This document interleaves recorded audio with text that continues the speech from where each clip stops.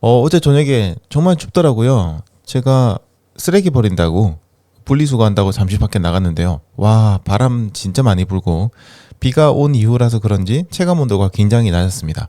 저녁에 달리기 하신 분들 아마 춥다고 느끼신 분들 굉장히 많으셨을 텐데요. 사실 뭐 딱 그 정도 기온이 달리기를 하기에는 좋은 그런 날씨이기는 해요. 아직까지 우리 몸이 이런 추위에 갑작스러운 기온 하강에 적응을 하지 못해서 춥다고 느끼거나 달리기가 힘들다고 느낄 수 있는 겁니다. 이제 가을이 됐습니다. 하지만 때로는 덥고 때로는 추운 날도 있을 거예요.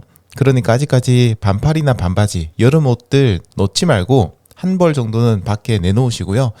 그리고 대신 또 추운 날 입는 재킷들 있죠. 바람막이 재킷 이런 것들은 하나 정도 미리 꺼내 두시면 좋을 것 같습니다. 제가 달리기 할 때 늘 부상을 조심하라고 얘기를 드리잖아요. 어떻게 보면 감기도 부상이 아닐까 이런 생각이 좀 듭니다. 자, 그리고 올해 달리기를 시작하신 분들이 계시잖아요. 자, 그분들은 지금이 처음 맞이하는 가을이실 거고요. 추운 기온, 약간 차가운 기온에 달리시는 것이 처음인 그런 분들도 계실 겁니다. 그런 분들 물론 이런 날씨에 조심하시는 게 맞지만요. 그래도 가끔은 무리하지 않는 수준에서 도전을 해보시는 것도 좋습니다. 그리고 그런 과정에서 약한 부상을 당하시거나 감기 같은 것들이 약하게 걸릴 수 있는데요. 그때 여러분들이 어떤 이유로 자신이 부상을 당했는지 한번 생각해 보시기 바랍니다. 자, 우리는 그런 과정들을 통해서 자신의 몸에 대해서 알아나가는 겁니다. 저의 경우에도요, 원래도 뭐 어느 정도는 알고 있기는 했었지만 달리기를 하면서 확실히 알게 된 것이 제가 약간의 저혈압이 있다는 것이고, 그리고 그 저혈압이 달리기에 어떤 문제가 되는지를 알게 되었습니다. 또 저는 기관지가 굉장히 약한 편인데요. 어떤 식으로 달리기를 하면 이게 괜찮고 반대로 어떻게 달리기를 하면 이 기관지에 문제가 생기는지도 알게 되었어요. 땀을 많이 흘리는 체질이다 보니까 겨울철에도 땀을 흘리면 체온이 어떻게 변해가는지, 그래서 어떤 방식으로 옷을 입으면 좋은지, 어떤 방식으로 달리기를 하면 좋은지도 알게 되었습니다.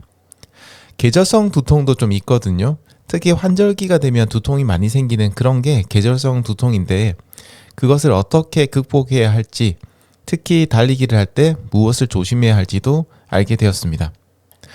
이렇게 달리기를 하면서 자신의 몸에 대해서 배워나가는 것들이 필요한 것 같아요.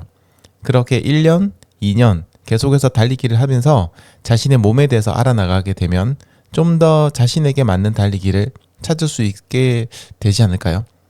다른 사람들의 사례를 보고 만들어낸 달리기가 아니라 자신의 몸을 유심히 관찰하고 만들어낸 달리기가 진짜 자신만의 달리기라고 할 수 있습니다.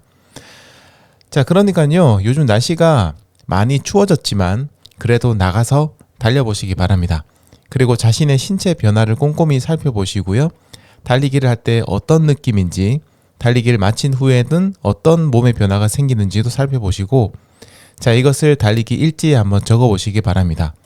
일지는 다른 사람들이 보는 것도 아니고요. 또 여러분도 다시 보지 않아도 괜찮습니다. 쓴다는 행위 자체가 굉장히 중요해요. 그러면서 여러분들의 기억에 한 번 더 남게 되고 옛날 생각도 한 번 더 하게 되고, 그러면서 자기 자신에 대해서 알아나가게 됩니다. 자, 쓴다는 행위가 중요하고요. 이렇게 쓰다 보면 다른 사람들의 말, 다른 사람들의 어떤 유혹, 다른 사람들의 어떤 조롱이나 비판 이런 것들에도 흔들리지 않는 자신만의 달리기에 한 걸음 더 가까워지실 수 있을 겁니다.